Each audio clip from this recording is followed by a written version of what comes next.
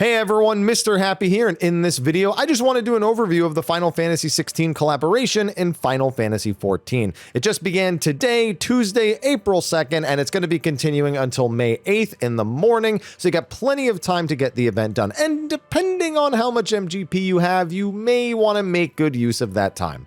So fortunately, we already knew what all the rewards would be coming into this because they were on the original crossover events updated site. That being said, we didn't know exactly how the rewards were going to be structured, and so that is what I'm going to be covering very briefly in this video. So first of all, in order to start the quest, you do need to be level 50 and have the 2.0 MSQ done. That's just through the Praetorium and Ultima weapon, not any of the stuff that comes afterwards. And then you can find the quest in Uldai. You won't have to walk very far from the Aetheryte in order to find the NPC for this, and then you'll just start it.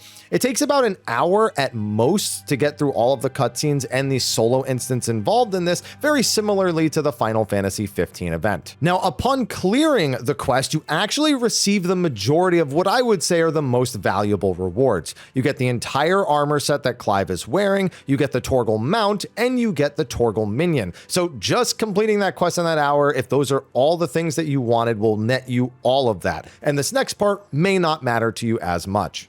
There are also 10 Orchestrion rolls for you to buy and a triple triad card for Clive himself. And all of these can be purchased for MGP over at the Gold Saucer. In terms of cost, you're going to need 400,000 MGP in order to purchase everything. It's 20,000 for each of the Orchestrion rolls, with 10 Orchestrion rolls, like I said, plus the card itself is 200,000. For some of you, that may sound like a lot, but I've done tons of videos regarding farming MGP, and 400,000, especially over the course of the entire event, is basically nothing. The Fashion Report and Challenge Logs alone will get you way ahead, not to mention stuff like your daily and weekly Cactpot, just doing gates in general, etc., etc. So it shouldn't be much of a problem, but more interestingly is the NPCs that these rewards are placed on. Now, with the Final Fantasy XV event, there were specific NPCs that came with the event and thus, when it ended, left, taking all of the rewards with it. So if you farmed the MGP after completing it but didn't buy them in time, then you had to wait till the event was rerun in order to buy the regalia or any of the other rewards. However, with the Final Fantasy XVI event, I can't help but notice that the rewards are actually on the standard Gold Saucer NPCs, and they're in categories that have other prizes already.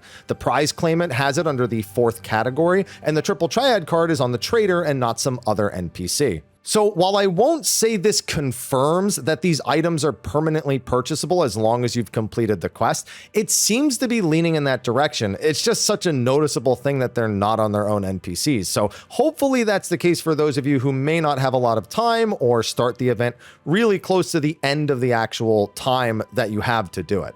However, you're going to have to do the quest in order for this to even be something that you worry about. So I would just get the quest done as soon as possible, not have to think about it. And then if you really need the MGP, try to get that done before May 8th, just in case my hunch is incorrect. As for the armor itself, it is dyeable, and I'm not going to lie, it's one of the first pieces I've picked up where I've actively thought about the dual dye channels, because you can kind of imagine how this might look with its second dye channel, and it dyes fairly well to begin with just the single channel. So I'm definitely going to be rotating this into my glam, a little generic. I think a lot of people are going to be doing it, but hey, what can I say? I think it goes good with my Omega Fists, and I just want to punch as Clive anyway, so it works out.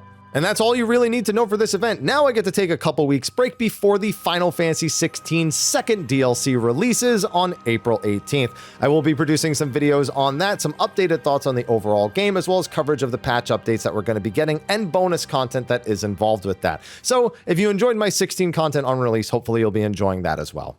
Anyway, thanks for watching. Be sure to like and subscribe, and I will see all of you in the next video. Until then, take care.